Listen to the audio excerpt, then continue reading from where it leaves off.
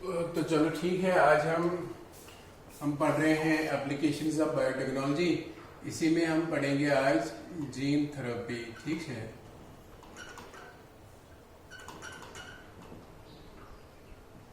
Gene therapy किसको कहते हैं? ठीक है, तो देखो आजकल बायोटेक्नोलॉजी किस फील्ड में यूज नहीं होती है। अंडरस्टैंड, एग्रीकल्चरल फील्ड में हो, एनिमल ट्रांसजेनिक एनिमल्स बनाने के लिए, ट्रांसजेनिक प्लांट्स बनाने के लिए। ठीक है, बहुत से हैं जो है इससे ट्रांसजेनिक प्लांट्स किसको कहते हैं?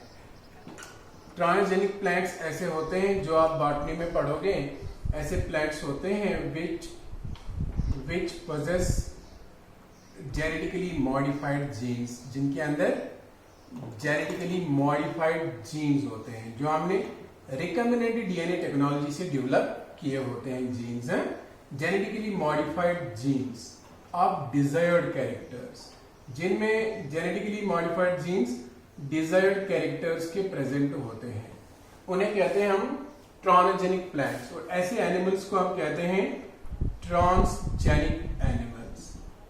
बहुत से एनिमल जो है प्रोड्यूस किए गए हैं, बहुत से प्लांट्स प्रोड्यूस किए। फॉर एग्जांपल बीटी कॉटन, ये एक जो है जेनेटिकली मॉडिफाइड कॉटन है। Understand, for example transgenic animals की बहुत सारे एनिमल जैसे sheep, transgenic cat, transgenic dog, transgenic जो है जो क्या कहते हैं इसको,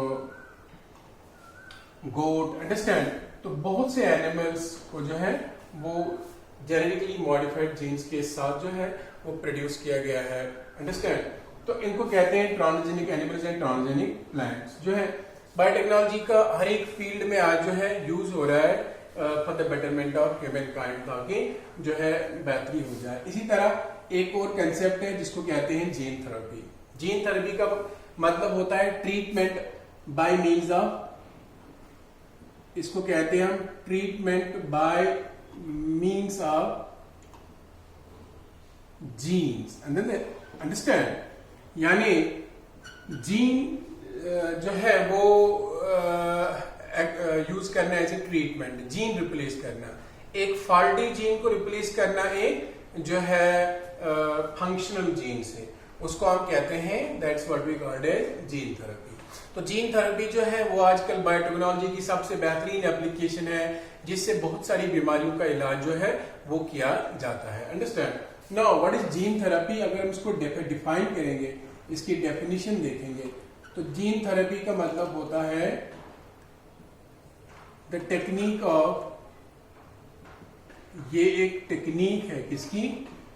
जेनेटिक इंजीनियरिंग की। The technique of genetic engineering या रिकम्बिनेंट डीएनए टेक्नोलॉजी और DNA technology, the technique of genetic engineering और rDNA technology in which faulty genes, जिनमें faulty genes को क्या किया जाता है? in which faulty genes are replaced by normal healthy functional genes, normal healthy functional genes in living organisms. Usually हम किन में करते हैं? Usually in humans.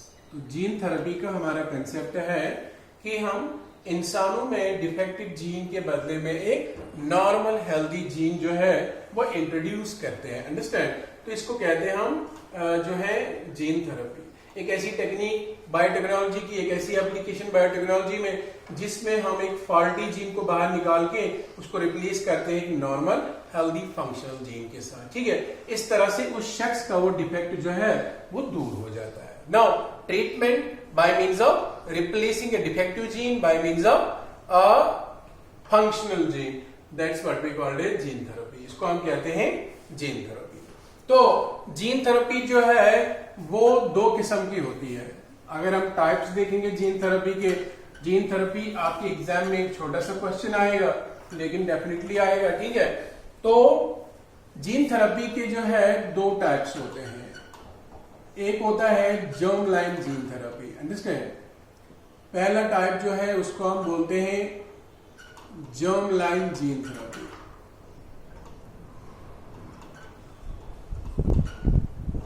Germ line gene therapy and दूसरा टाइप जो होता है उसको कहते हैं जर्म सेल जीन थेरेपी मैं कहूंगा, हाँ ठीक है।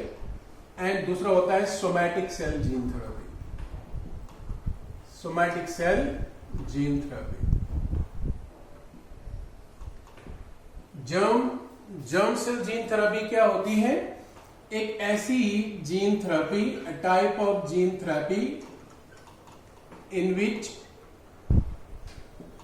फॉल्टी जीन्स, जिनमें फॉल्टी जीन्स को रिप्लेस किया जाता है by functional genes. Non functional faulty genes, defected alleles, defected genes को रिप्लेस किया जाता है फंक्शनल जीन्स से, फंक्शनल एलील्स से। अंडरस्टैंड? फॉल्टी जीन्स जो होते हैं उनको रिप्लेस किया जाता है फंक्शनल जीन्स के जरिए से, replace by functional genes in germ cells. Germ cells जानते हो? Germ cells means sperms and eggs, sperms and ova. जब स्पर्म्स एंड ओवा के अंदर इंसानों में या यंग वन में क्या किया जाता है? फॉल्टी जीन को रिप्लेस किया जाता है फंक्शनल जीन से। ऐसी थेरेपी को हम कहते हैं जर्म सेल जीन थेरेपी। ठीक है, ये थेरेपी जो है it is not presently allowed है। आजकल के वर्ल्ड में अभी तक ये जर्म सेल जीन थेरेपी जो है ये प्रेजेंटली अलाउड नहीं है। ठीक है, it's not allowed to modify the genotype, to modify the genotype of, to modify the eggs, modify the eggs and modify the जो sperms है उनको modify करना, and it's not allowed to modify the chromosomes or genes of the zygote है, young one के जो है वो modify नहीं कर सकते। तो जर्म सेल जीन थेरेपी जो होता है जो है ये, इसमें हम क्या करते हैं? एक फॉल्टी जीन को हम रिप्लेस करते हैं एक नॉर्मल जीन से। तो presently it's not allowed, but somatic cell gene therapy is allowed. Somatic cell gene therapy क्या होता है? A type of gene therapy, ये एक ऐसी जीन थेरेपी होती है इन विच, जिसमें हम क्या करते हैं? A faulty gene is replaced, a faulty gene is replaced by a normal functional gene, जिसमें एक faulty gene normal functional gene से रिप्लेस होता है in somatic cells. Somatic cells जानते हो ना, मैं आपको पढ़ा चुका हूं पहले। इन सोमैटिक सेल्स यानी body cells other than gametic cells, gametic cells के अलावा जो बॉडी में सेल्स होती है। इट इज अलाउड प्रेजेंटली, ये वाली थेरेपी अलाउड है। अंडरस्टैंड? तो इसमें जो है सोमैटिक सेल्स के अंदर जो भी डिफेक्ट होता है वो हम जीन थेरेपी के थ्रू जो है पूरा ठीक कर सकते हैं। तो there are two types of gene therapy, one is called germ cell gene therapy, other is called somatic cell gene therapy. Germ cell gene therapy में क्या होता है? जिसमें फॉल्टी जीन को रिप्लेस किया जाता है फंक्शनल जीन के साथ, मगर किनमें? स्पर्म्स और ओवा में, गैमेट्स में। तो यहां पर सोमैटिक सेल्स के अंदर जो है फॉल्टी जीन को रिप्लेस किया जाता है जो है नॉर्मल फंक्शनल जीन के साथ। ठीक है, तो ये होता है gene therapy and types of gene therapy. अब जीन थेरेपी जो है क्यों दी जाती है, जीन थेरेपी क्यों परफॉर्म की जाती है? क्योंकि जो साइंटिस्ट है उनका गर्ज था कि ये जीन थेरेपी को यूज करना to eradicate to cure some diseases, like इन बीमारियों को जो है वो भगाना था। जैसे स्किड एक बीमारी है, इसको बोलते हैं severe combined immunodeficiency, severe combined immunodeficiency. ठीक है, तो इन बीमारियों को खत्म करना, जैसे सिस्टिक फिब्रोसिस है, सिस्टिक फिब्रोसिस, ठीक है, जैसे डुचेन मस्कुलर डिस्ट्रॉफी है, जो एक जीन डिफेक्टेड अलील जीन की वजह से होती है, that is located on chromosome number 1 in human beings है, इसको कहते हैं डुचेन मस्कुलर डिस्ट्रॉफी। तो ये 3 बीमारियां डिसऑर्डर्स क्योर करने के लिए जीन थेरेपी को जो है वजूद में लाया गया था पहले। अंडरस्टैंड? प्रेजेंटली बहुत सी बीमारियां ऐसी है जैसे कैंसर है, कार्डियोवैस्कुलर डिसऑर्डर्स है, बहुत से अदर बीमारियां हैं, वो जो है उनका भी इलाज आने वाले जमाने में हो सकता है bye means of gene therapy. But these disease were the first disease against which gene therapy program technique was used. The application of biotechnology was used to control these disease disorders in the human beings. ठीक है, तो जो है वो दिन दूर नहीं है जब जीन थेरेपी की मदद से हर एक बीमारी का जो है वो इलाज किया जा सकता है। ठीक है, चाहे कोई भी खतरनाक बीमारी क्यों ना हो। ठीक है, तो ये पहली जीन थेरेपी कब परफॉर्म की गई थी? First gene therapy was given to a 4-year-old baby. 4-year-old एक गर्ल थी, एक लड़की थी, उसी को पहली जीन थेरेपी दी गई थी 1990 में। In 1919, the first gene therapy was given to a 4-year-old girl that was suffering from SCID। उसको असल में having deficiency of deaminase enzyme, having ADA deficiency। Old girl जिसमें 4 साल की लड़की थी जिसमें एडीए डेफिशिएंसी थी। डेफिशिएंसी थी। What is ADA? एडीए एक एंजाइम है, understand, and this enzyme is called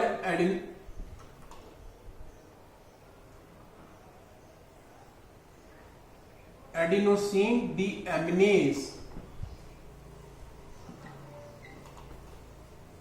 adenosine deaminase जो है इस एंजाइम की डेफिशिएंसी थी इस लड़की में। ये एंजाइम जो होता है ये बहुत ही जरूरी होता है, essential for immune system to function. ये इम्यून सिस्टम के काम करने के लिए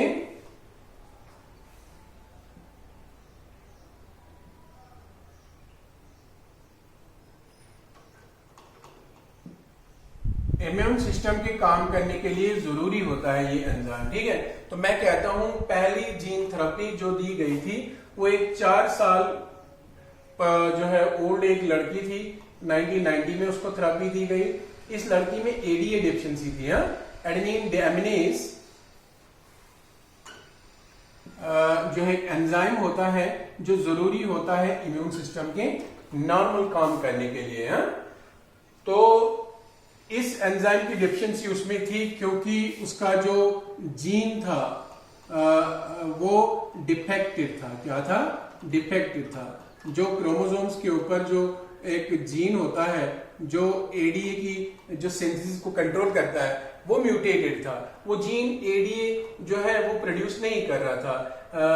तो अब ये एंजाइम इसमें नहीं था, तो इसलिए इसकी वजह से इसको ये the deficiency of enzyme cause deficiency of enzyme, इस एंजाइम की कमी से जो है एक बीमारी होती है जिसको कहते हैं स्किड। अभी मैंने उसका नाम लिया, skid means severe combined immunodeficiency in which immune system is deficient, is not able to function, not able to defend the body against the diseases. But when this girl was suffering from this, she was given the gene therapy in which the faulty gene was replaced by a functional gene, and she was able to produce adenosine deaminase, that is an enzyme जो जरूरी होता है immune system के normal function करने के लिए। Understand? Otherwise अगर ये एंजाइम ना रहे तो स्किड बीमारी हो सकती है। तो ये थी जो ये था पहला जीन थेरेपी जो ऑपरेट किया गया था, जो परफॉर्म किया गया था जीन थेरेपी इसी लड़की ने in order to cure her from this dreadful disease, इस बीमारी से जो है इसको बचाने के लिए। ठीक है, तो ये था जीन थेरेपी के बारे में। जीन थेरेपी क्या होती है, इसके टाइप्स क्या होते हैं। तो अब हम पढ़ेंगे, एक छोटा सा टॉपिक है जिसको कहते हैं बायो पेटेंट। क्या कहते हैं? Bio patent. बायो पेटेंट किसको कहते हैं, और पहले बायो पेटेंट पढ़ने से पहले हम पढ़ेंगे पेटेंट किसको कहते हैं। पेटेंट क्या होता है? पेटेंट एक राइट होता है, एक हक होता है एक इंसान को, है राइट, जो दिया गया होता है गवर्नमेंट की तरफ से, ग्रांटेड बाय गवर्नमेंट, ठीक है, granted by government to a person to prevent others, ताकि दूसरे जो है वो नहीं इस्तेमाल कर सके उसके किसी इन्वेंशन की। Understand? Right, granted by government to a person to prevent others from misuse of his her invention, understand, और उसकी यूज करना, ठीक है।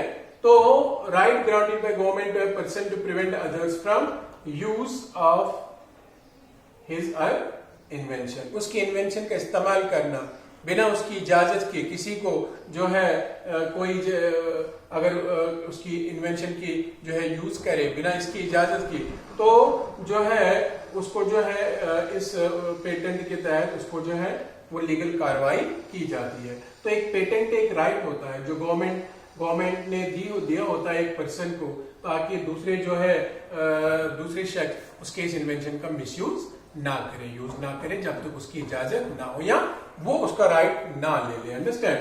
But when patents are given for biological products, जब बायोलॉजिकल प्रोडक्ट्स के लिए पेटेंट्स दिए जाए, these are called bio patents। इनको क्या कहा जाता है? इनको कहा जाता है बायो पेटेंट्स। अब आई समझ आपको? तो जब भी कोई बायोलॉजिकल प्रोडक्ट बने, अंडरस्टैंड, कोई साइंटिस्ट है या कोई शख्स है, उसने कोई बायोलॉजिकल चीज कोई इन्वेंट किया, कोई बायोलॉजिकल चीज जो है वो बनाया, अंडरस्टैंड, तो उसके लिए उसको जो है वो बायोलॉजिकल प्रोडक्ट बनाने के लिए उसको पेटेंट मिलता है। ऐसे पेटेंट को हम कहते हैं bio patent. So bio patents are the patents which are given for biological products, these are called bio patents. इसको हम क्या कहते हैं? इसको हम बायो पेटेंट कहते हैं, ठीक है। कोई भी बायोलॉजिकल प्रोडक्ट देने के लिए जो है बायो पेटेंट दिया जाता है, अंडरस्टैंड। बट प्रेजेंटली जो बायो पेटेंट जो होते हैं वो सिर्फ इन्वेंशंस के लिए दिए जाते हैं, न कि डिस्कवरीज के लिए। Bio patents are not given for discoveries, ठीक है। कोई भी जो है आप डिस्कवर करें चीज, उसके लिए आपको बायो पेटेंट नहीं मिलेगा। अगर आप इन्वेंट करते हैं, बनाते हैं खुद से, अंडरस्टैंड, डेवलप करते हैं, तो आपको बायो पेटेंट मिल जाता है। तो पेटेंट वो राइट होता है जो गवर्नमेंट किसी शख्स को देता है, ताकि दूसरे जो है उसकी इन्वेंशन की यूज ना कर सके, इन्वेंशन की मिसयूज ना कर सके, अंडरस्टैंड। बट मिसयूज ना कर सके तो जो है बायो पेटेंट होता है जब कोई शख्स कोई बायोलॉजिकल प्रोडक्ट बनाता है और उससे जो है गवर्नमेंट उसके लिए उसको पेटेंट देता है, जिसको हम बोलते हैं bio patent, understand. Patent given to the biological products, ठीक है। प्रेजेंटली आज के जमाने में बायो पेटेंट जो है वो किस किस के लिए चीज के लिए दिया जाता है? Presently bio patents are given for number 1 strains of micro organisms. अगर कोई आप नया स्ट्रेन बनाते हैं माइक्रो ऑर्गेनिज्म का, ठीक है, एक मॉडिफाइड स्ट्रेन बनाते हैं, जेनेटिकली मॉडिफाइड, उसके लिए आपको बायो पेटेंट मिलता है, अंडरस्टैंड। दूसरा होता है genetically modified strains of plants and animals. अगर आप या कोई जेनेटिकली मॉडिफाइड स्ट्रेन बनाता है, किसका? Strain means type, genetically modified type of plants and animals, ठीक है। इसके लिए क्या दिया जाता है? इसके लिए उसको बायो पेटेंट मिलता है, राइट मिलता है by government to secure its this invention, इसके इन्वेंशन को सिक्योर करने के लिए। तीसरा ये मिलता है डीएनए सीक्वेंसेस के लिए। अगर आप कोई भी डीएनए सीक्वेंस जो है बनाते हैं, इसके लिए आपको बायो पेटेंट दिया जाता है। Number 4, bio patents are given for, bio patents और किसके लिए दिए जाते हैं?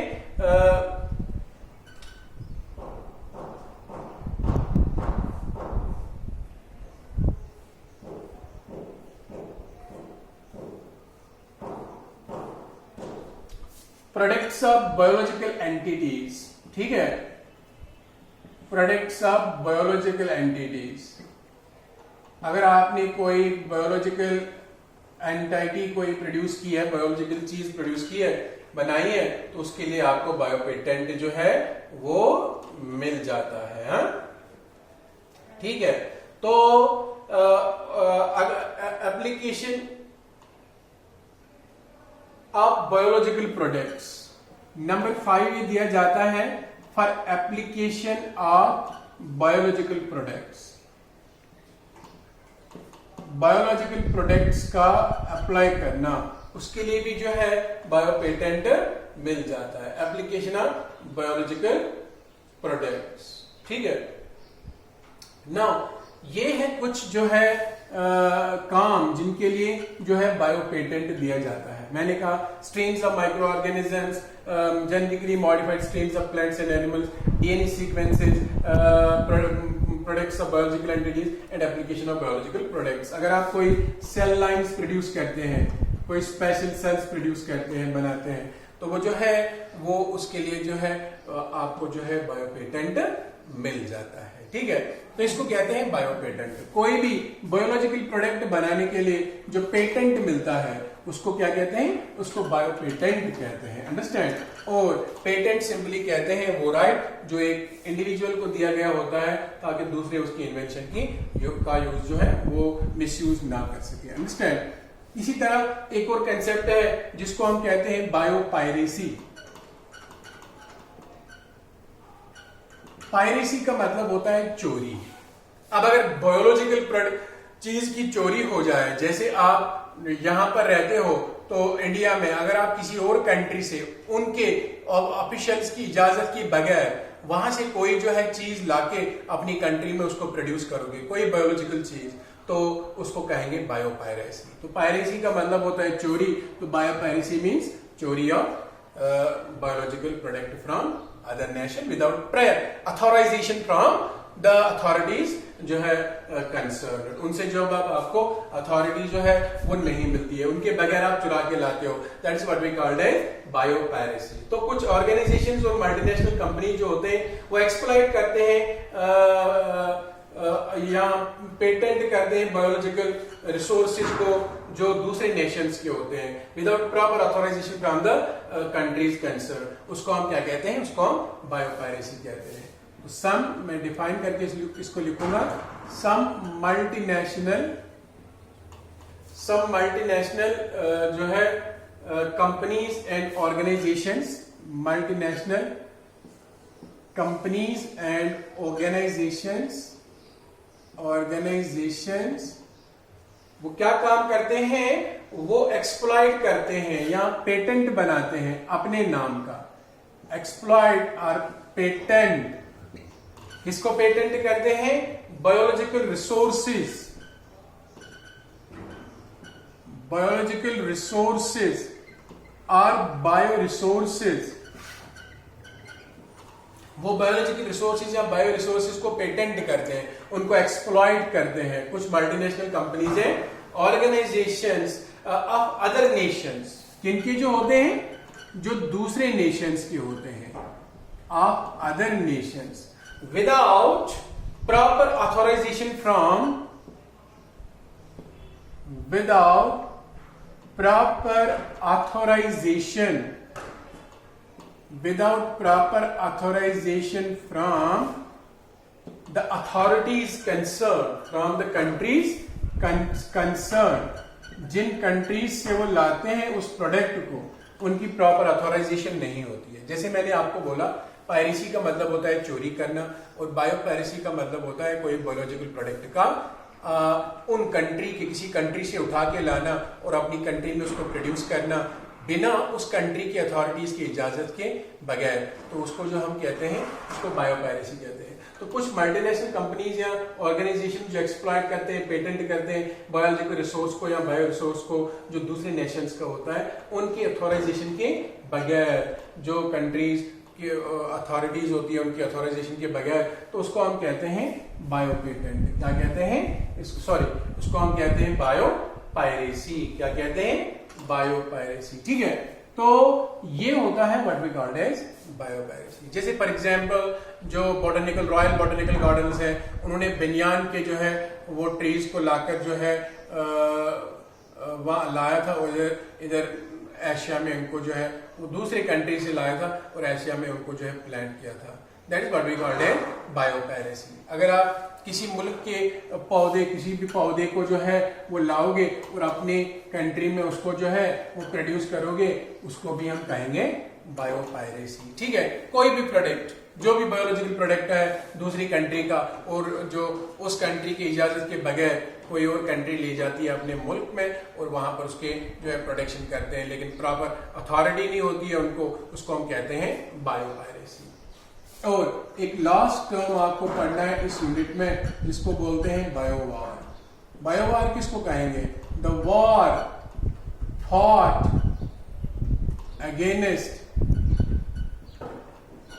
नेशंस और ह्यूमंस, जो इंसान दूसरे ह्यूमंस के साथ वॉर फॉट करते हैं, यानी लड़ते हैं। The war fought against nations और ह्यूमंस बाय मीन्स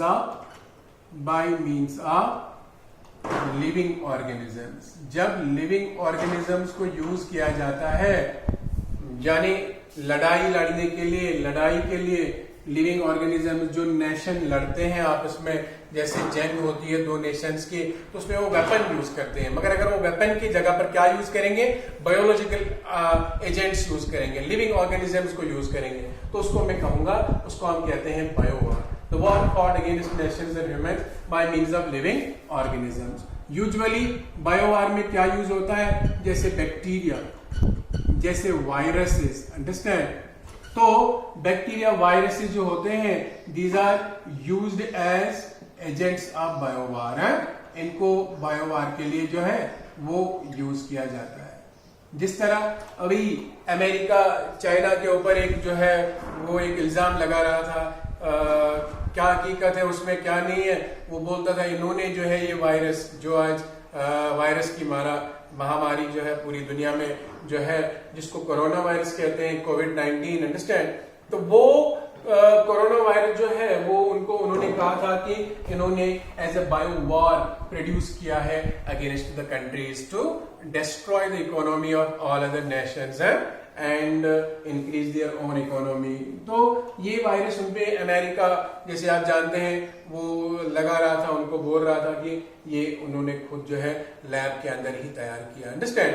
बट इसके अभी कोई एविडेंसेस नहीं है, तो कहा जाता है ये बायोलॉजिकल ओरिजिन का ही है। तो फिर आपने बहुत सी मूवीज देखी होगी जहां पर एक जो विलन होते हैं किसी कंट्री के, वो दूसरे कंट्री के अंदर जो है वो वायरस का अटैक करते हैं, अंडरस्टैंड? वायरस के मिसाइल के थ्रू वायरस अटैक करते हैं, वहां के पानी में मिलाते हैं या किसी चीज में मिलाते हैं, तो वो वहां वायरस फैलाते हैं, उससे जो है लोग मर जाते हैं, और जो है वहां पर जो है वो इकोनॉमिकली एंड जो है उनकी स्ट्रेंथ जो है वो खत्म हो जाती है। तो ये वार जो बैक्टीरिया, वायरसेस या दूसरे माइक्रो ऑर्गेनिजम्स या दूसरे एनिमल्स के जरिए जो है जो लड़ी जाती है, तो उसको हम कहते हैं बायोवार है। दुनिया में बहुत से बायोवार हुए हैं। अभी आपने सुना होगा पुर्तगालीज मैन ऑफ वार किसको कहा जाता है? ये कहा जाता है इसको, जिसको हम कहते हैं फाइसेलिया। फाइसेलिया आपने पढ़ा होगा 11th में, it belongs to phylum coelenterata के साथ आता है। इस सिलेंट्रेटा को भी पुर्तगाल में वार में काम लाया गया था, क्योंकि इसके निमेटोसिस्ट होते हैं, आप जानते हो, और इस निमेटोसिस्ट के जरिए ये जो है डंक मारता है, और दूसरे जो इसका जो प्रे होता है या इसका जो दुश्मन होता है उसको हिप्नोटाइज करता है, उसको टॉक्सिन अंदर इंजेक्ट करता है, वो बेहोश हो जाता है, अंडरस्टैंड? इस तरह इन्होंने इसको वार में यूज किया था, एनिमी के ऊपर फेंक कर एनिमी को वो, या उसका जो ये क्या कहते हैं इसको, जो ये केमिकल था जो वो इंजेक्ट करता था, इसको एक्सट्रैक्ट करके उसको यूज किया था, अंडरस्टैंड। तो उससे जो है वो एनिमी जो है बेहोश हो जाते थे। तो ये भी हम कह सकते हैं इससे point of example of biowar, understand. तो ऐसा वार जो germs, micro organisms, viruses, bacteria के यूज करके जो फाट की जाती है उसको कहते हैं बायोवार। क्या कहते हैं? बायोवार। तो that's all about this unit number what we called as unit number 4, जो मैंने चौथा यूनिट आपको पहले पढ़ाया था। तो कल हम पढ़ेंगे यूनिट नंबर 3 जिसका नाम है बायोलॉजी इन ह्यूमन वेलफेयर। क्या है? Biology in human welfare. तो let us start it afresh tomorrow. इसमें हमने जो है हेल्थ के लिए बारे में पढ़ना है, what is health, what is disease, different types of diseases जो है उनके बारे में पढ़ना है। बहुत सी बीमारियां हैं जिनका ट्रांसमिशन, काज, क्योर और जो है प्रिवेंशन आपने पढ़ना है।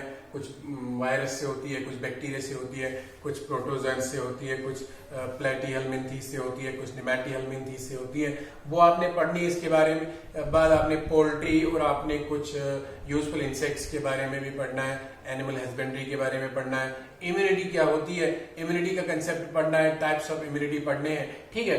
तो एक लास्ट यूनिट है इसका 5-6 दिन 7 दिन के अंदर ये भी जो है फिनिश हो जाएगा।